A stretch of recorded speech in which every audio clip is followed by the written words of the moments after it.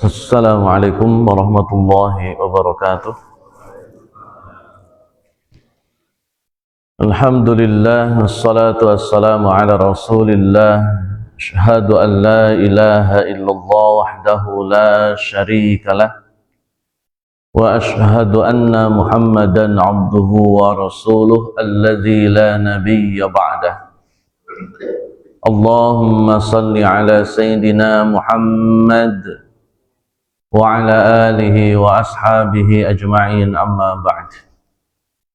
Hadirin ikhwati iman rahimakumullah, alhamdulillah dengan izin Allah kembali bermuajahah. Mudah-mudahan di tengah guyuran hujan Allah anugerahkan barakah, rahmah dan maghfirahnya bagi kita semua. Salawat dan salam semoga dilimpah curahkan kepada Nabiullah Muhammad sallallahu alaihi wasallam serta para keluarga, sahabat dan segenap umat yang senantiasa itba' kepadanya ila akhiril hayah nanti, mudah-mudahan termasuk kita di dalamnya. Hadirin ikhwati iman rahimakumullah, di surat Al-Isra ayat pertama Allah Azza wa Jalla menegaskan berfirman, A'udzu billahi minasyaitonir rajim, bismillahirrahmanirrahim, subhanalladzi asra bi'abdihi laylam minal masjidil harami ilal masjidil aqsa. Al-ayah. Kalimat ini subhanalladzi asra, kalau diterjemahkan maha suci Allah yang telah memperjalankan. Asra itu memperjalankan. Jadi ada objeknya. Siapa yang diperjalankan? Yang memperjalankan adalah Allah. Siapa yang diperjalankan? Nabi Muhammad sallallahu alaihi wasallam. Subhanalladzi asra, maha suci Allah yang telah memperjalankan. Dalam Al-Quran, hadirin ikhwatiman rahimakumullah, banyak ayat yang temanya atau isinya Allah sedang memuji dirinya.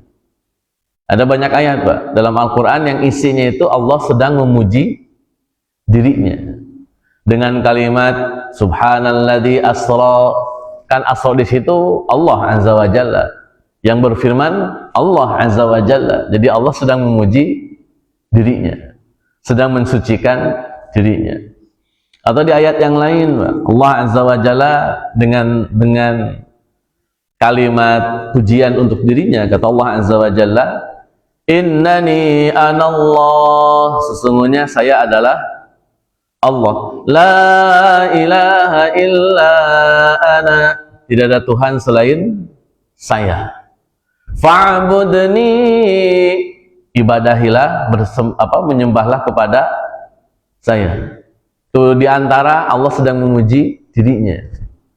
Dalam banyak ayat misalkan innallaha sami'un basir, innallaha ala kulli syai'in qadir, dan lain sebagainya lah, Pak. Intinya Allah Azza wa Jalla sedang mendeklar dengan berbagai macam pujian untuk dirinya. Dan itu diajarkan Pak. Makanya Allah Azza wa Jalla bikin statement alhamdulillahi rabbil, dan ini cara yang benar, yakni ketika bicara apapun maziyah, apapun kelebihan yang didapatkan, maka pihak yang harus kemudian dipuji habis-habisan ya Allah Azza wa Jalla. Jangan sampai ada selain Allah yang kemudian mendapatkan pujian. Makanya waktu Qarun itu kan punya banyak kekayaan yang berlimpah. Qarun ini ditanya sama warga sekitarnya lah, Qarun kok banyak banget harta yang kamu punya, kira-kira dari mana nih kok bisa dapat sumber harta kekayaan berlimpah ruah seperti ini? Qarun waktu itu menyebutkan dirinya sekaligus memuji dirinya. Dia lupa dengan memuji Tuhannya. Di surat Al-Qasas, surat ke-28 ayat 78, Qarun ngomong, kata Qarun, innama utituhu ala ilmin indi. Saya dapetin semuanya atas dasar ilmu saya, atas dasar jerih payah saya, atas dasar usaha saya. Qarun lupa bahwa yang berhak dipuji Allah. Apa yang terjadi dengan Qarun? ditenggelamkan. Sampai hari ini kalau ada orang menemukan harta yang tidak bertuan, sampai hari ini hartanya disebut harta karun. Padahal belum tentu punya ya. Orang karun tinggalnya di Mesir. Misalkan bapak dapat di Bojongkulur, pas gali tanah dapat 2 kintal emas, Pak. Kita bilang apa itu? Harta karun, padahal karunnya tinggalnya di Mesir kan. Jauh banget kalau ke Bojongkulur, Bapak. Kayaknya enggak lah ya. Kayaknya nggak mungkin orang masa mampir ke Bojongkulur. Tapi ketika kita menemukan harta di Bojongkulur, misalkan, kita sebutnya harta karun gitu. Saking banyaknya harta yang Allah tenggelamkan milik karun, gara-gara lupa kalau sang pemberi nikmat itu adalah Allah. Makanya sekali lagi, Pak, yang berhak dipuji ya Allah Azza wa Jalla. Ketika hamba kemudian dia memuji selain Allah, apapun tema pujiannya, apapun istilah yang kemudian digunakan untuk memujinya, maka dia kriminal itu, pantas ditenggelamkan. Supaya tidak ada lagi kesombongan, Pak, tenggelamin aja, tidak ada lagi kesombongan. Hadirin ikhwati rahimakumullah, subhanalladzi asra, yang punya peranan di sini Allah. Maka Allah mensucikan dirinya, Allah memuji dirinya, Allah Azza wa Jalla mengagungkan dirinya, supaya kita sadar betul bahwa satu-satunya yang berhak dipuji hanya Allah. Makanya alhamdulillahi rabbil alamin. Para ulama, Pak, menjelaskan alhamdu ini kalau pakai bahasa Arab, Pak, masuk mufrad atau jamak. Alhamdu. Kalimat alhamdu itu bentuknya mufrad atau jamak, singular atau plural, Pak. Alhamdu, hamdu, bentuknya mufrad, Pak. Tapi ketika diterjemahkan, arti terjemahnya segala puji. Kenapa, Pak? Kok mufrad kok jadi segala puji? Harusnya kalau mufrad kan cuma satu pujian.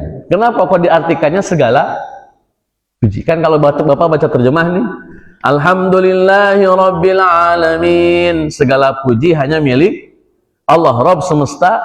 Itu terjemahnya itu, Pak. Kalimatnya segala puji. Padahal alhamdu itu bentuknya mufrad, bukan jamak. Kira-kira kenapa, Pak? Kata para ulama, Pak, alif lam yang ada dalam kalimat alhamdu itu penting, sangat penting. Alif lam itu sangat penting. Oleh para ulama disebut dengan alif lam yang bermakna atau berfungsi lil istighraq.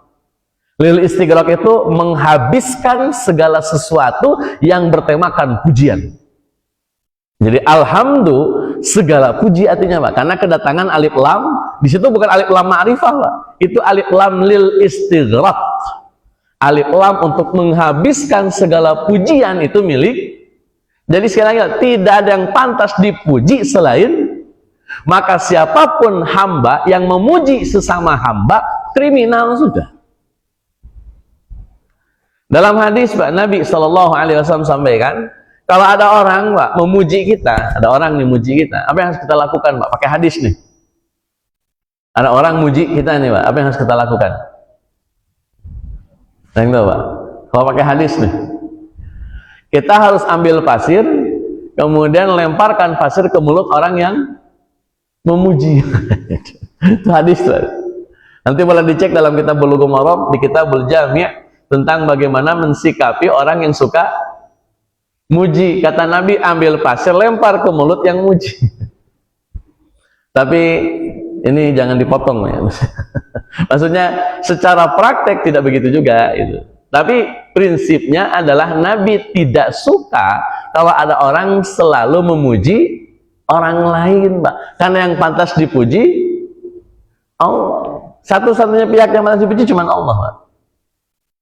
Jadi hati-hati dengan penggunaan kalimat pujian yang dinisbatkan kepada hamba, kepada makhluk. Karena sehebat apapun makhluk, ketika punya kelebihan, tetap yang pantas dipuji adalah Allahnya. Maka kalimat ini, Subhanalladzi asra bi'abdihi laylan minal masjidil harami ilal masjidil aqsa.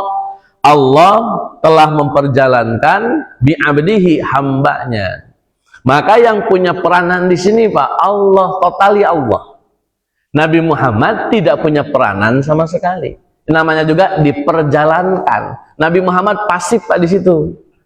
Beliau tidak jadi fa'il, beliau jadi objek yang diperjalankan oleh Allah. Maka nanti kaidahnya gini Pak, kalau orang sudah yang mendapatkan peranan dominannya adalah Allah, tiap kita Pak, yang punya peranan besarnya adalah Allah, maka semuanya tidak ada yang tidak mungkin kalau Allah yang punya peranan Pak. Saya ulang, kalau Allah yang punya peranan. Saya tanya dulu Pak, orang masuk alam kubur masih ibadah nggak? Orang masuk alam kubur Pak, masih ibadah nggak? Sudah selesai Pak ya? Bapak baca nanti dalam hadis riwayat Imam Muslim, Nabi Muhammad SAW melihat Nabi Musa qaiman yusalli fi qabrihi. Beliau berdiri salat dalam kuburnya Nabi Musa. Baru dengar Pak? Bapak cek dalam hadis riwayat Imam Muslim dan Imam Abu Dawud, ada hadis dari Nabi Musa itu dilihat oleh Nabi ketika Isra dan Mi'raj qaiman yusalli fi qabrihi. Beliau berdiri melaksanakan salat di dalam kuburnya. Padahal kita tahu Pak, kuburan itu tempatnya menerima reward atau menerima punishment Pak. Masa ada orang salat di kuburan? Tapi hadisnya ada. Kan kita jawab, nggak logis Ustaz, masa Nabi Musa sholat di kuburan gitu. Tapi kalau Allah yang sudah punya peranan Pak, Allah nih yang sudah punya peranan, maka tidak ada yang tidak mungkin bagi Allah, kan Allah yang punya izinnya gitu. Contoh lain Pak, waktu Nabi mau mi'raj, Nabi sholat dulu atau tidak? Mau mi'raj ini Nabi sholat dulu atau tidak? Dalam riwayat hadis Nabi sholat dulu. Bersama siapa sholatnya Pak? Bersama siapa? Pak, bersama siapa sholatnya Pak Nabi? Sebelum mi'raj ini bersama para Nabi alaihi wassalam. Jadi Nabi Muhammad sholat bersama para Nabi. Nabi Muhammad jadi imamnya. Pertanyaan saya Pak, Nabi selain Nabi Muhammad masih hidup atau sudah meninggal? Masih hidup atau sudah meninggal? Kenapa disuruh sholat? Kenapa disuruh sholat? Kan sudah meninggal Pak. Harusnya kan sudah selesai dong tugas-tugasnya. Tapi oleh Allah Azza wa Jalla pada peristiwa Isra dan Mi'raj, Nabi Muhammad disuruh sholat. 124.000 Nabi Pak disuruh hadir sholat bareng Nabi. Dan di mana Nabi jadi imamnya. Berarti yang 120.000 minus Nabi Isa Pak. Karena Nabi Isa kan masih hidup ya. Minus Nabi Isa nih. Nabi-nabi yang lain dari mulai Nabi Adam, Ibrahim, Nuh, Hud, Saleh dan seterusnya. Berarti kan sudah meninggal, tapi malah disuruh. Mungkin ini Pak, ini begini, kalau bikin dramanya. Kata Nabi Ibrahim mungkin, ya Allah kenapa saya harus sholat? Kan saya sudah meninggal. Sama dengan Nabi Musa, ngapain harus sholat? Oh beliau sudah meninggal, tapi faktanya mereka sholat Pak. Kalau yang punya peranan Allah, maka bagi Allah tidak ada yang tidak mungkin. Ini persoalan sederhana Pak. Yakin nggak Allah yang melakukan ini punya kemampuan? Ya kalau Allah yang melakukan ya pasti bisa. Innallaha ala zalika yasir. Sesungguhnya bagi Allah ini semuanya mudah Pak. Harusnya sudah meninggal, tidak usah ibadah, disuruh sholat. Sangat sah-sah saja Pak. Yang syahid Pak, mohon maaf nih Pak, yang syahid meninggal Pak, kacamata kita nih, pandangan mata kita yang syahid meninggal. Kata Allah apa Pak? Kata Allah apa? Wala taqulu liman yuqtalu fi sabilillahi amwat. Jangan kamu bilang orang yang syahid itu orang yang sudah meninggal. Bahkan dalam surat Ali Imran Pak, bal ahyaun, bahkan mereka masih hidup. Inda rabbihim yurzaqun, di sisi Tuhan mereka dikasih rezeki Pak. Kita punya konsep, ini kita punya konsep Pak. Kenapa kita belum meninggal? Kenapa kita belum meninggal?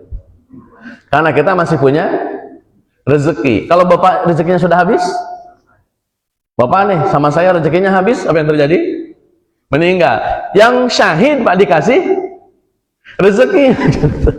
Gimana konsepnya itu?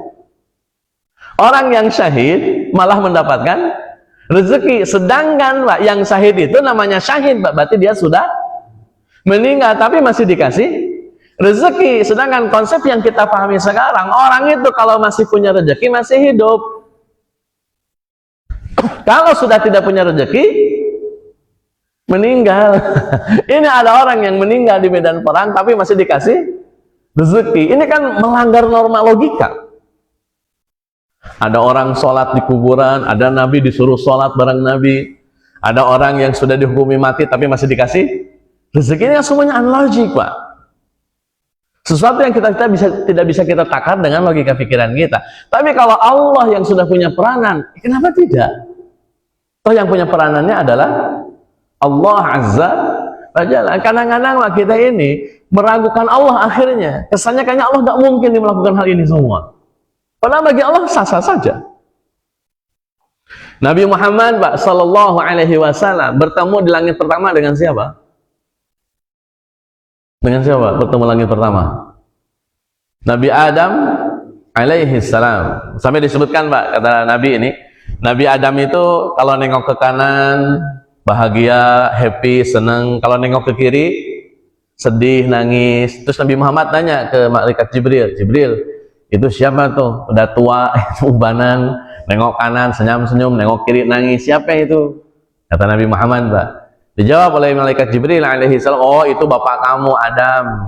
Dia nengok ke kanan, dia lihat keturunan Adam, keturunan dia yang masuk surga. Seneng deh karena keturunannya masuk surga. Nah pas nengok ke kiri itu keturunan Adam yang masuk neraka, maka beliau nangis Pak. Ini kerennya Nabi Adam Pak. Sebejat-bejatnya orang, sekafir-kafirnya orang, tetap dia anak keturunan Adam. Ulang ya. Sekejam-kejamnya orang, Pak, sekafir-kafirnya orang, semusik-musiknya orang, dia Bani Adam. Dia anaknya Nabi Adam, dia keturunannya Nabi Adam. Maka tidak boleh galak sama anak Adam karena sesama anak Adam. Saya kasih breakdown Pak, ini pembanding Pak. Bahwa para nabi Pak, tidak pernah membenci umatnya, sekafir apapun umatnya, semusyrik apapun umatnya. Yang nabi benci adalah kemusyrikan dan kekafirannya, bukan umatnya. Nggak ada ceritanya nabi benci umat Pak. Yang suka benci umat ya umatnya. Nabi nggak pernah benci umat. Nggak ada ceritanya nabi benci umat Pak. Nabi Adam ada anaknya masuk neraka, sedih Pak. Nggak ada kebencian di situ. Nabi Adam nggak bilang rasain lo, nggak ada itu. Sedih Nabi Adamnya Pak. Nabi Muhammad juga sama. Nabi Muhammad tidak pernah membenci umatnya Pak. Yang dibenci oleh Nabi Muhammad kemusyrikan yang dilakukan, kekufuran yang dilakukan. Umatnya tidak pernah dibenci sama sekali. Nggak ada kebencian. Saya kasih pembanding Pak. Ada hadis begini. Kata Nabi SAW, hadis ini panjang Pak. Dimulai dengan pecahnya orang-orang Yahudi. Kata Nabi kan orang Yahudi pecah jadi 70 berapa Yahudi? 71, 72? Kata Nabi Pak, Yahudi itu pecah belah jadi 71 golongan. Yang 70 masuk neraka, yang satu masuk surga. Terus kata Nabi, pecah belahlah orang-orang Nasrani menjadi 72. 71 masuk neraka, yang satu masuk surga. Terus kata Nabi ini Pak kalimatnya, sataftariku ummati, berpecah belahlah umatku. Saya ulang lagi Pak, sataftariku ummati, berpecah belahlah umatku. Umatnya siapa? Nabi Muhammad Sallallahu Alaihi Wasallam. Jadi berapa Pak? 73 golongan. Yang 72 masuk neraka, yang satu masuk surga. Baik, saya tanya dulu Pak, yang 72 atau yang satu yang beruntung? Yang jadi umat Nabi Muhammad Pak, yang 72 atau yang satu yang beruntung? Yang satu, karena dia masuk. Yang 72 masuk neraka. Antara 1 dan 72 mana yang bukan umat Nabi Muhammad? Antara 1 dan 72 mana yang bukan umat Muhammad? Semuanya umat Nabi Sepakat Pak?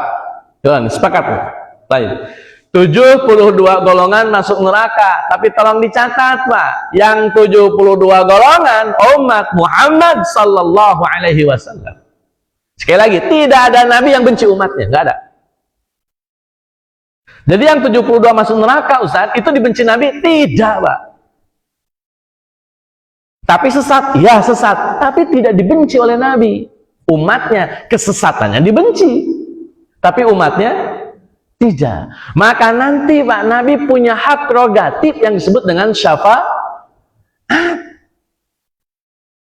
Nabi itu punya hak prerogatif yang disebut dengan syafaat. Terus Nabi bicara begini Pak, kata Nabi, kalian pikir syafaat saya berikan kepada orang yang soleh? Atau jangan-jangan kita pun mikirnya begitu Pak? Kira-kira syafaat Nabi ini dikasihnya sama siapa Pak? Syafaatnya Nabi. Bapak pengen dapat syafaat tidak? Ada yang pengen syafaat Pak? Pengen jadi sahabat Nabi? Baik, kita perjelas Pak. Syafaatul uzma, hadis sahih Pak tentang syafaatul uzma. Pertanyaan saya, yang ingin dapat syafaatul uzma, yang ingin Pak dapat syafaatul uzma, ada nggak di antara kita nih? Ada Pak? Ada Pak ya? Sepakat ya? Kita pengen dapat syafaatul uzma. Baik, saya perjelas Pak. Kata Nabi sallallahu alaihi wasallam, syafaatul uzma itu diberikan setelah drama yang kemudian bikin hati miris Pak. Ulang lagi Pak. Syafaatul uzma itu Nabi berikan karena adanya drama yang mengiris hati. Dramanya apa? Ada sekelompok manusia datang ke Nabi Adam minta syafaat, ditolak. Kata Nabi Adam, nafsi, masing-masing. Kemudian Adam menyebutkan kesalahannya. Datang orang Pak ke Nabi Nuh, kata Nabi Nuh, nafsi, ditolak lagi.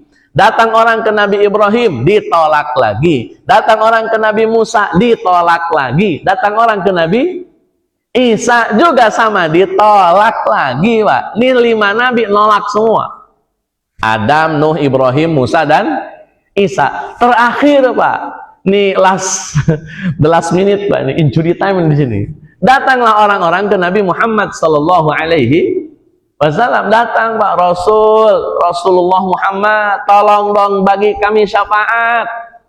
Berikan kepada kami syafaat Rasul. Saya tegaskan dulu Pak, yang diminta oleh orang-orang syafaat dari Nabi, syafaat dari Allah.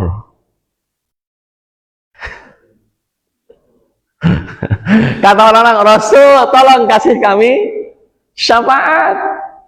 Kata Nabi sallallahu alaihi wasallam, maka saya, kata Nabi, maka saya pergi ke bawah arsy Allah yang agung, kemudian saya sujud di bawah arsy yang agung, kemudian saya nunggu Allah memberikan keputusan sampai akhirnya Allah berfirman, ya Muhammad irfa' ra'saka qul tusma was'al tuqbal wasfa tusyaffa. Ada juga was'al tuqtoh kalimatnya. Dalam riwayat Imam Muslim was'al tuqtoh, dalam riwayat Imam Ahmad was'al tuqbal. Wahai Muhammad, angkatlah kepalamu, mintalah, bicaralah kamu akan didengar, mintalah kamu akan dikabul, dan mintalah syafaat, kamu akan diizinkan memberikan syafaat Pak. Maka baru Nabi ngasih syafaat itu Pak kepada orang-orang yang ditolak oleh Nabi Adam, Nabi Nuh, Nabi Ibrahim, Nabi Musa, dan Nabi Isa. Sampai kata Allah, izhab ila umatik Muhammad, kamu pergi kepada umatmu, keluarkan dari neraka orang-orang yang masih punya iman di dalam hatinya. Jadi hadis syafaatul uzma Pak, syafaatul uzma Allah berikan kepada mereka yang sudah masuk neraka, baru dikeluarkan. Jadi saya tanya, ada yang pengen syafaatul uzma Pak di sini? Kalau pengen berarti masuk neraka dulu, baru dikeluarkan gitu loh Pak. Karena hadis syafaatul uzma hanya berlaku bagi mereka yang sudah masuk neraka. Kan Nabi lihat orang-orang pada neraka, ke Nabi Adam minta tolong ditolak, ke Nabi Nuh minta tolong ditolak, sampailah ke Nabi Muhammad sallallahu alaihi wasallam. Kasihan Pak Nabi Muhammad kepada umat yang masuk neraka. Maka Nabi Muhammad minta, ya Allah izinin dong saya ngasih syafaat. Allah izinkan Pak Nabi Muhammad ngasih syafaat, maka Allah mengizinkan Nabi Muhammad mengeluarkan umatnya dari neraka. Sampai kata Nabi Muhammad tadi, Pak, kalian pikir yang dapat syafaat saya itu orang-orang yang soleh dan taat? Kata Nabi, tidak demikian. Justru syafaatku aku berikan kepada orang yang beriman tapi banyak melakukan dosa besar. Termasuk kesesatan, Pak, itu dosa besar. Ya ulang, Pak, kesesatan itu dosa besar, tapi mereka berhak mendapatkan syafaatul uzma. Maka saya suka heran, Pak, ada orang hari ini begitu galaknya sama saudaranya yang dinilai sesat. Wong nabinya saja nggak galak, nabinya masih mau mengeluarkan mereka dari neraka. Kenapa kita mudah memasukkan saudara kita ke dalam neraka? Kayaknya gampang banget, antum masuk neraka, antum masuk neraka. Apa ini masalahnya? Malu sama Nabi Muhammad Sallallahu Alaihi Wasallam. Wong Nabi Muhammad sibuk mengeluarkan orang dari neraka, kok kita malah sibuk memasukkan orang ke dalam? Jago betul kita ini. Lebih jago daripada Nabi. Hebat betul Pak kita ini. Lebih hebat daripada Nabi. Nabi sibuk mengeluarkan orang dari neraka, kok kita malah sibuk memasukkan orang dari neraka? Gara-gara beda kesimpulan. Dan kita tuduh mereka sesat. Wong Nabi saja, Pak, sesat-sesatnya umat Nabi tetap, Pak. Kan satat tadi ku umati, pecah belah umatku menjadi 73 golongan. 72 masuk neraka gara-gara sesat, yang satu masuk surga. Yang 72, Pak, yang sesat ini tetap umat Nabi Muhammad. Yang waktu Nabi sujud, Pak, yang waktu Nabi sujud kata Allah, irfa' ra'saka. Terus Nabi angkat kepalanya, kata Nabi, ya Rabb ummati, ya Rabb ummati, ya Allah umat saya. Kan sama nadanya dengan yang satap tariku ummati. Saya suka heran aja, Pak, ada orang hari ini gak ngerti belajar dari mana, kok bisa-bisanya memusuhi sesama muslim gara-gara beda kesimpulan. Apa beda kesimpulan gak ada masalah, Pak, tapi ketika memasukkan orang ke dalam neraka, urusannya panjang ini. Urusannya panjang, Pak. Kalau toh kemudian tidak suka saja. Kalau toh tidak mau, ya tidak mau saja. Tapi ketika membawa kesimpulan bahwa yang begini masuk neraka, dan dia maksudkan orang lain yang masuk neraka, dirinya yang masuk surga, wah ini masalah nih, Pak. Ini serius, Pak. Nabi Muhammad gak pernah melakukan begitu. Jadi kalau ada yang merasa begitu mengikuti sunnah dari mana? Wong sunnah nabinya sibuk ngeluarin orang dari neraka, kok malah ada statement sunnah Nabi tapi malah memasukkan orang ke dalam neraka. Hadirin khatiman rahimakumullah, saya ingin breakdown, Pak, satu kalimat saja, Pak. Satu kalimat saja. Ada kalimat dari Nabi gini, Pak. Man qala la ilaha illallah, siapa yang mengucapkan la ilaha, kata Nabi, dia dakhalal jannah, dia masuk surga. Wa in syaraqa, sekalipun dia mencuri, wa in zanaya, sekalipun dia berzina, Pak. Mencuri, berzina tidak menghalangi orang masuk surga selama dia masih punya la ilaha, gitu loh, Pak. Ya hati-hati nih kalau ada statement, Pak, ngatain orang yang ngucapin la ilaha illallah sebagai penghuni neraka, tanggung jawab tuh di akhirat. Kecuali kalau Bapak bilang sama orang yang tidak punya kalimat la ilaha, mohon maaf, Pak, misalkan nih, mohon maaf, ada orang nyembah dewa Brahman, kita bilang masuk neraka, Pak, dia mah. Kenapa? Lah Tuhannya dewa Brahma. Ada orang, Pak, nyembah anak sapi, masuk neraka, Pak, dia mah. Kenapa? Nyembah sapi. Ini ada orang mengucapkan la ilaha illallah, terus kita bilang wah neraka, gara-gara melakukan amaliah yang berbeda dengan amaliah yang biasa kita kerjakan. Terlalu sederhana, Pak, alasannya. Oh, Ustaz, kan mereka melakukan kebid'ahan. Waktu Nabi SAW di Telaga Al-Kausar, ada orang-orang yang Nabi kenal sebagai umatnya, ada orang yang Nabi kenal sebagai umatnya, kemudian minta air di Telaga Al-Kausar. Kemudian kata Nabi, mah, pergilah kalian. Karena mereka telah melakukan kebid'ahan. Kan itu hadis itu, Pak, salah satunya. Hadirin ikhwati rahimakumullah, Saya tanya dulu Pak, saya tanya beneran. Waktu Nabi bilang bid'ah itu sesat dan masuk neraka, endingnya, pertanyaan saya nih Pak, Nabi nyebutin nggak Pak satu persatu bentuk bid'ahnya? Waktu Nabi bilang kullu bid'atin dhalalah, kullu dhalalatin finnar, pertanyaan saya, Nabi nyebutin nggak satu persatu kebid'ahan yang Nabi maksudkan? Ada nggak? Semua penjelasan apa bid'ah yang menyesatkan dan bikin orang masuk neraka, semuanya interpretasi ulama. Semuanya interpretasi ulama. Sekarang interpretasi ulama, Pak. Nggak ada yang kemudian secara detail menyebutkan kata Nabi, di antaranya tahlilan, rajaban, muludan. Nggak ada tuh dari Nabi begitu. Nggak ada kalimat dari Nabinya, Pak.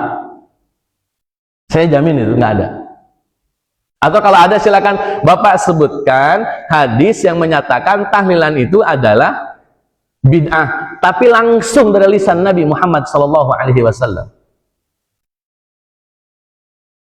Semuanya interpretasi ulama, Pak. Ulama menyimpulkan ada nggak tahlilan di zaman Nabi? Nggak ada. Bid'ah, nah itu kesimpulan, Pak. Tapi Nabi tidak pernah menyebutkan al bid'ah hiya tahlilan, hiya rajaban, hiya muludan. Saya bisa jamin itu Pak. Nggak ada dari Nabinya ya. Dari Nabinya yang menyatakan itu tuh nggak ada. Kecuali interpretasi para ulama. Dan kadang-kadang Pak, kita memahami agama juga terkaget-kaget. Ada ya Nabi Musa sholat di kuburan? Tapi itu ada faktanya gitu. Bahkan peristiwa Isra Mi'raj, Pak, ini peristiwa Isra dan Mi'raj, kata sahabat Muawiyah bin Abi Sufyan, itu hanya terjadi pada ruh Nabi saja, bukan dengan fisiknya. Ada sahabat, Pak, yang memahami Isra dan Mi'raj, Pak, hanya terjadi pada ruh Nabi saja, bukan dengan jasadnya. Ini kan persoalan prinsipil, Pak. Ada sahabat beda pendapat dalam masalah prinsipil. Hadirin ikhwati rahimakumullah, maka kembali Pak, kalau Allah yang sudah punya peranan, maka nggak ada yang tidak mungkin. Semuanya jadi mungkin, Pak. Ada Nabi dihidupkan, ada Nabi ditemui oleh Nabi Muhammad, ketemu di langit pertama Nabi Adam, ketemu di langit kedua Yahya dan Nabi Isa, ketemu di langit ketiga Nabi Idris, ketemu di langit keempat Nabi Yusuf, ketemu ke di langit kelima Nabi Harun, langit keenam Nabi, langit kelima Nabi Yusuf. Kok sedih salah? Nah, langit pertama Nabi Adam, langit kedua Yahya dan Isa, langit ketiga Nabi Idris, keempat Nabi Yusuf, kelima Nabi Harun, keenam Nabi Musa, ketujuh Nabi Ibrahim alaihissalam. Padahal nabi-nabi tadi sudah meninggal. Kok bisa ketemu sama Nabi?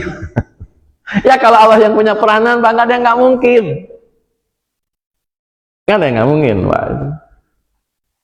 Makanya, Pak, kata Nabi SAW, jangankan jauh-jauh ke Isra Mi'raj lah itu. Bapak bisa nggak ketemu orang yang sudah meninggal dalam mimpi? Bisa nggak, Pak? Ketemu orang yang sudah meninggal tapi dalam mimpi? Jawabannya bisa, Pak. Makanya Nabi menyampaikan hadis, Pak, kata Nabi, siapa saja yang bermimpi ketemu sama saya, itu beneran saya, karena setan tidak bisa diizinkan oleh Allah untuk menyerupakan wajahnya jadi mirip saya. Nggak ada tuh, Pak. Jadi kalau ketemu dengan Nabi Muhammad dalam mimpi, itu pasti Nabi Muhammad. Cuman, Pak, ada cumannya ini, ada cumannya.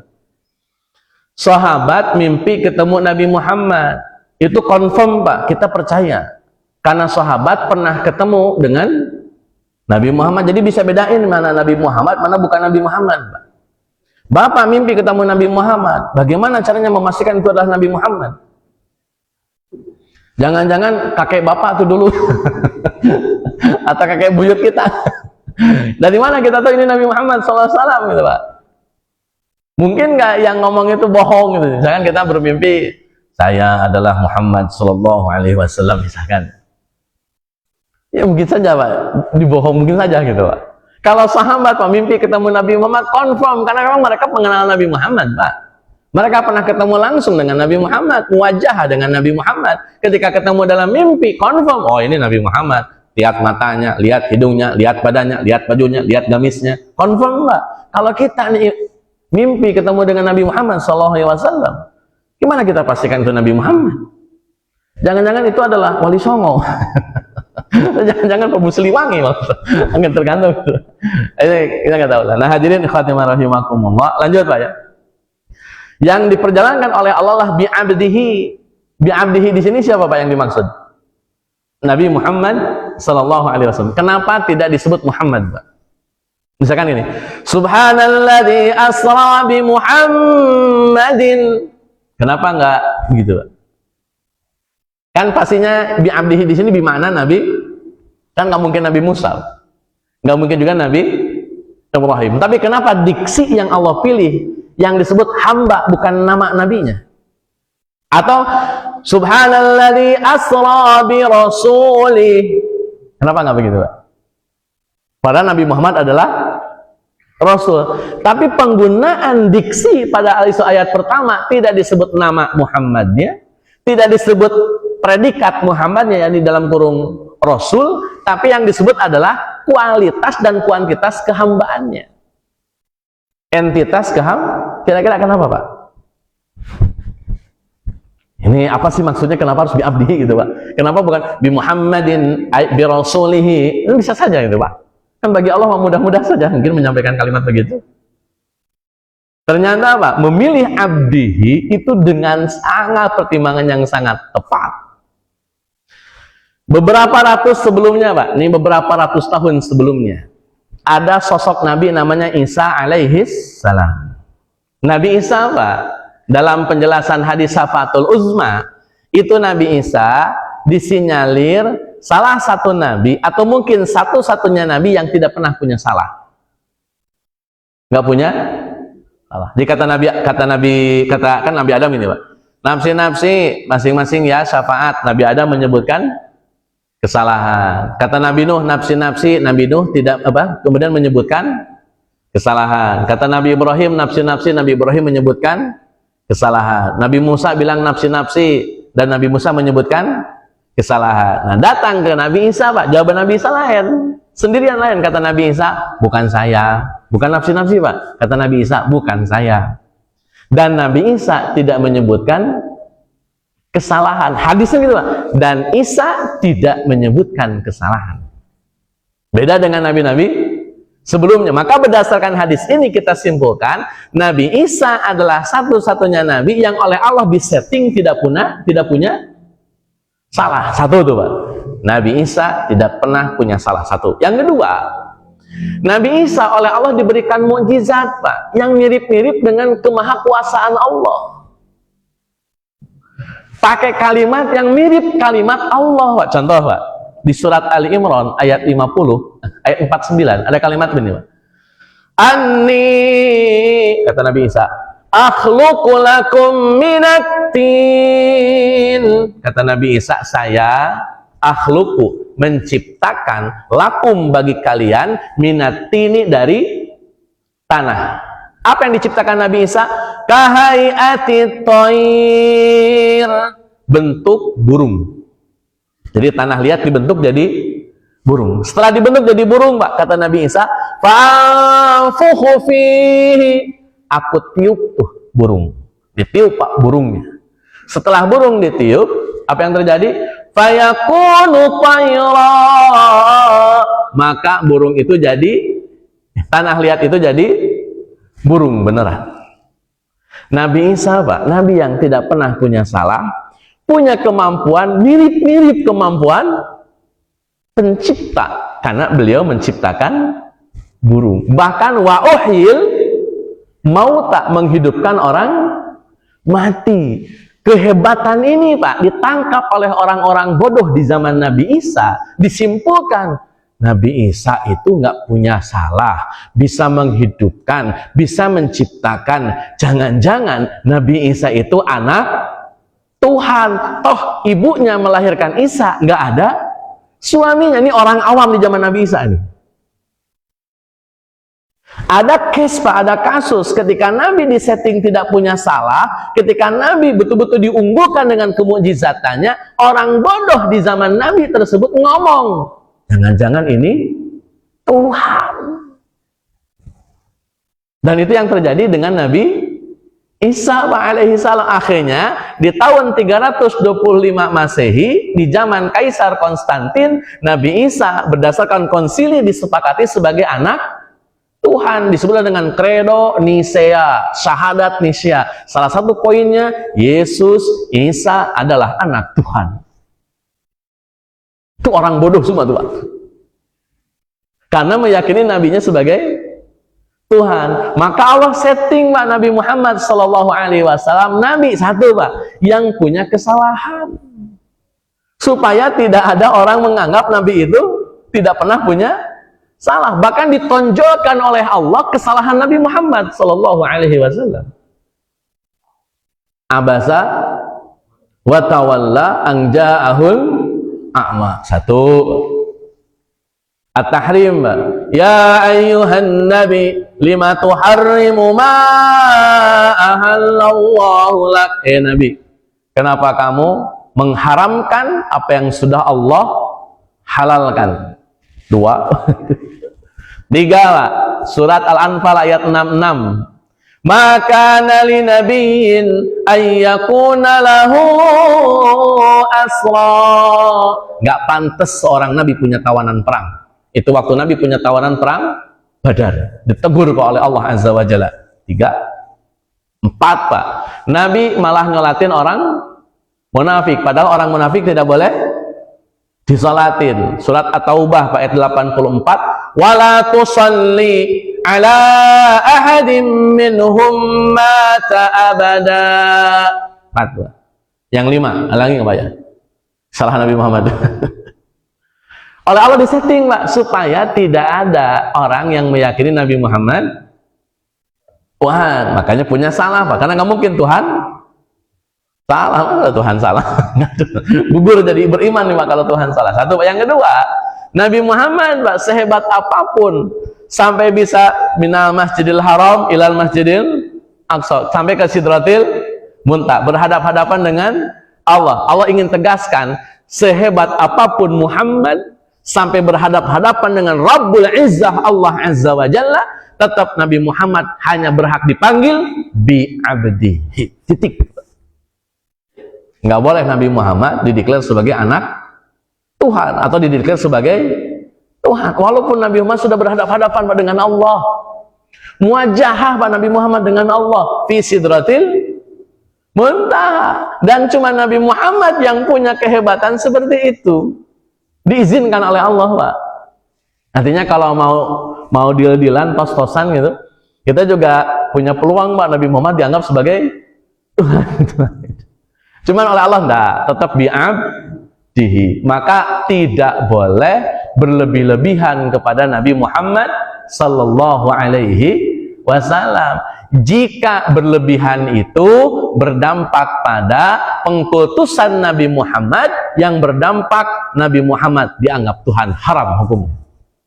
Dalam bahasa agamanya Pak disebut dengan ifrat.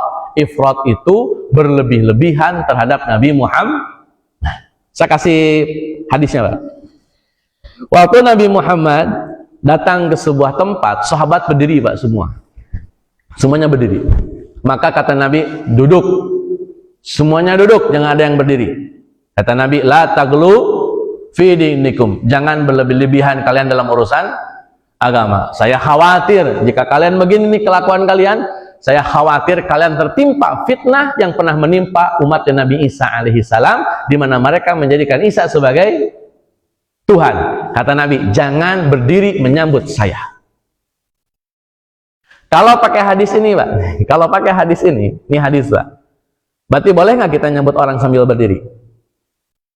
Kalau pakai hadis ini, kita nyambut orang nih, oh Pak, berdiri.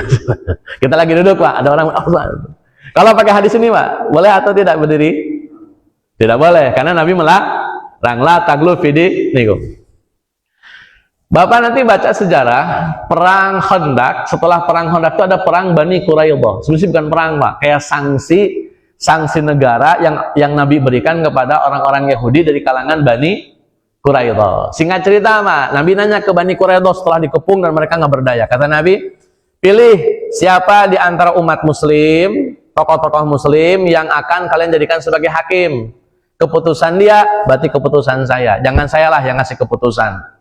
Pilih sama kalian mana yang paling kalian cocok untuk dijadikan sebagai hakim. Singkat cerita, Pak, Bani Quraidah milih Sa'ad bin Mu'adz. Kata Bani Quraidah, Rasul, kami pilih Sa'ad bin Mu'adz karena hubungan kami dengan dia dekat, member, bestie. Oh, kata Nabi, oke, panggil Sa'ad bin Mu'adz. Dipanggil, Pak, Sa'ad bin Mu'adz, dipapa. Kenapa dipapa? Leher beliau kena panah, Pak, jadi darahnya ngucur terus. Nanti setelah beberapa hari setelah peristiwa ini, Sa'ad bin Mu'adz meninggal dunia gara-gara kena panah perang dengan orang-orang musyrik. Ketika sampai, Pak, di barisan para sahabat, belum nyampe masjid, kata Nabi SAW, "Qumu li sayyidikum."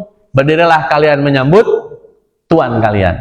Nabi nyuruh berdiri, Pak, kepada para sahabat menyambut Sa'ad bin Mu'adz. Kalau pakai hadis ini, hadis yang kedua nih, boleh nggak menyambut orang sambil berdiri? Boleh. Kalau hadis yang pertama, gimana Pak kesimpulannya ini, Pak? Jadi boleh atau enggak? Atau setengah badan? Berdiri enggak, duduk.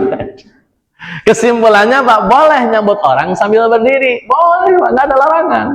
Itu Nabi melarang karena khawatir Nabi dianggap sebagai Tuhan. Itu poinnya, Pak. Tapi kalau Sa'ad bin Mu'adz yang diperlakukan seperti itu, Nabi yakin Sa'ad bin Mu'adz tidak mungkin diyakini sebagai Tuhan.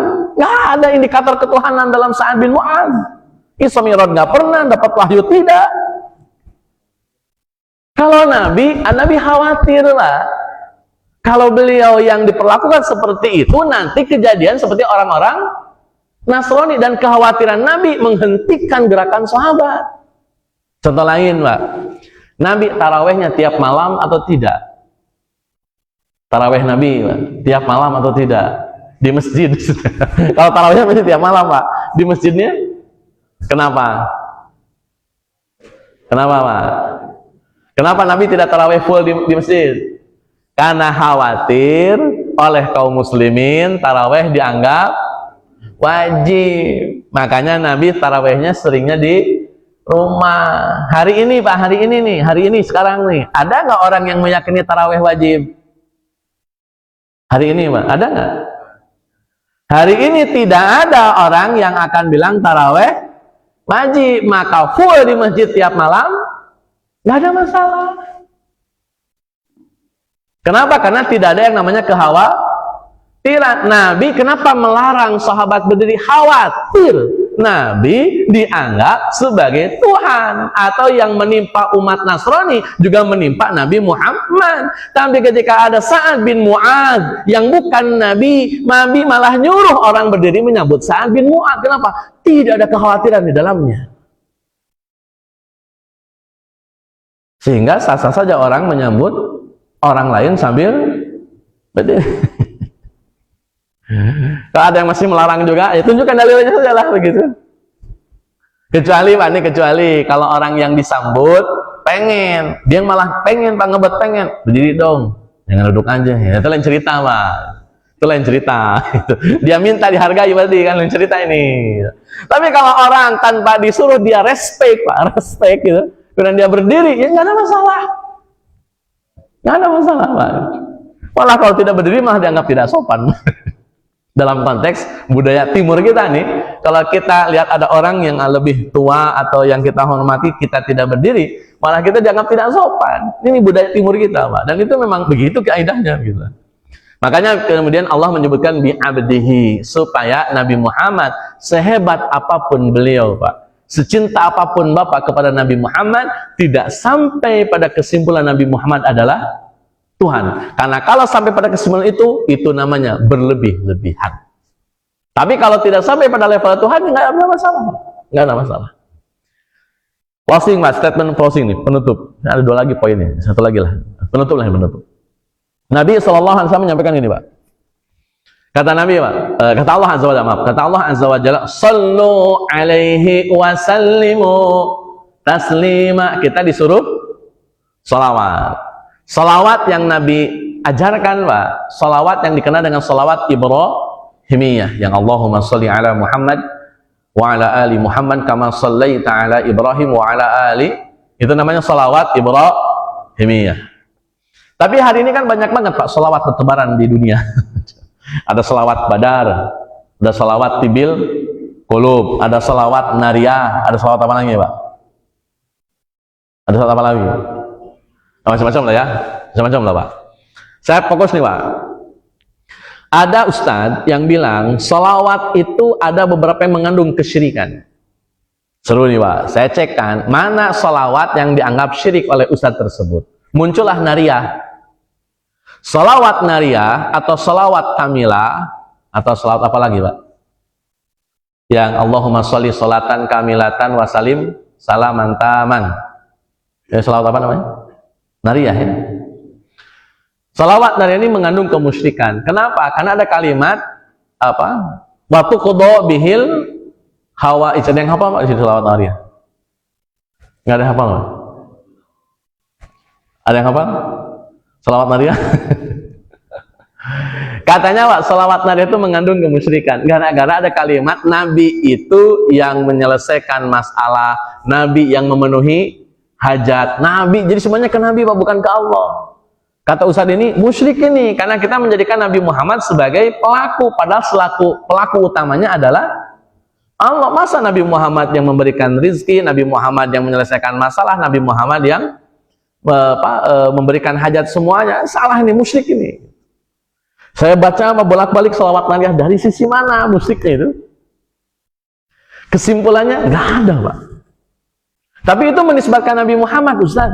Nabi Muhammad jadi pelaku dalam memberikan hajat, memberikan solusi untuk masalah. Itu tidak dipahami subjek pertama, Pak. Nabi Muhammad hanya dipahami sebagai ketiban daripada subjek pertamanya, yakni Allah. Nabi Muhammad jadi wasilah saja, bukan sebagai pelaku utamanya, tapi sebatas wasilah. Ustaz, memang boleh Nabi Muhammad jadi wasilah. Lah kita doain Nabi Muhammad dapat wasilah, Pak. Doa adzan, Pak. Doa adzan nih. Allahumma rabb hadhihi da'wati tammah wassalatil ati Muhammadanil wasilah. Bapak yang ngomong itu. Bahwa Nabi Muhammad berhak mendapatkan wasilah. Kata Imam Qurtubi, bukan dapat wasilah, Pak, tapi Nabi Muhammad berperan sebagai wasilah, perantara. Allah ngasih keberkahan kepada kita, Pak, perantara Nabi Muhammad. Allah ngasih syafaat bagi kita semua, Pak, melalui Nabi Muhammad. Yang punya syafaat Allah, tapi yang ngasih syafaatnya Nabi Muhammad. Itu syafaatul uzma. Itu kan wasilah, Pak, namanya. Sehingga menggunakan Nabi Muhammad sebagai wasilah di dalam doa, di dalam segala sesuatu yang kita kenal sebagai kenikmatan, ada nas yang kemudian sah dari agama, bahwa Allah sang pemilik syafaat, tapi Allah mengizinkan Nabi Muhammad sebagai wasilah. Allah sang pemberi hajat, tapi Nabi Muhammad sebagai wasilah. Allah sang penghilang masalah, tapi Nabi Muhammad yang menjadikan sebagai wasilah. Allah sang pemilik berkah, tapi Nabi Muhammad yang jadi wasilah. Maka Nabi Muhammad jadi wasilah, tidak ada masalah. Allahu a'lam bishawab. Ini poin terakhir pertanyaan, Pak, saya tidak jelaskan. Nabi itu Isra minal Masjidil Haram ilal Masjidil Aqsa. Minal Masjidil Haram ilal Masjidil. Saya tanya dulu, Pak. Nabi Isra Mi'raj sebelum atau sesudah hijrah? Isra Mi'raj Nabi sebelum atau sesudah hijrah? Sebelum. Berarti Nabi masih tinggal di Mekah. Di Mekah waktu itu sudah jadi masjid atau belum? Waktu itu di Mekah, Pak. Nabi waktu di Mekah sudah jadi masjid atau belum? Masjidil Haram itu masjid atau belum? Belum, Pak. Terus kenapa kalimatnya minal Masjidil Harami ilal Masjidil Aqsa?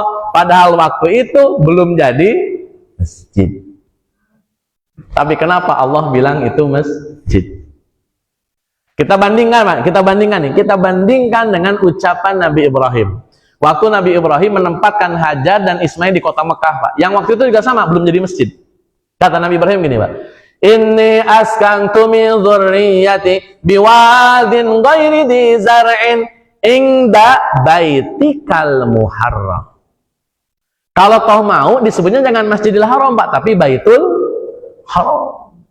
Jadi saat itu Makkah baru punya Baitul Haram, belum Masjidil Haram. Belum dikonvert, Pak, masih Baitul, belum masjid. Jadi kalau mau pakai berdasarkan sejarah, Pak, Subhanalladzi asra bi 'abdihi lailan minal Baitil Haram gitu. Ilal Baitil Muqaddas atau Baitil Maqdis, karena dua-duanya belum jadi masjid di era Nabi Muhammad sallallahu alaihi wasallam. Dulu jadi tempat ibadah, di era Nabi Muhammad dua-duanya tempat berhala, Pak. Di Ka'bah, Pak, Baitul Haram, di Ka'bah ini berhalanya berapa? 360 berhala. Hancurnya kapan? Pas Futuh Mekah. Berarti ketika Isra Mi'raj masih ada berhalanya, belum jadi masjid. Tapi kenapa Allah bilangnya Masjidil Haram ila Masjidil Aqsa? Itu PR, Pak, panjang soalnya. Jadi sekian dulu yang bisa disampaikan. Mohon maaf atas segala kekurangan. Barangkali ada pertanyaan, silahkan. Hadirin ikhwati rahimakumullah, kita cukupkan sekian. Mohon maaf atas segala kekurangan. Assalamualaikum warahmatullahi wabarakatuh.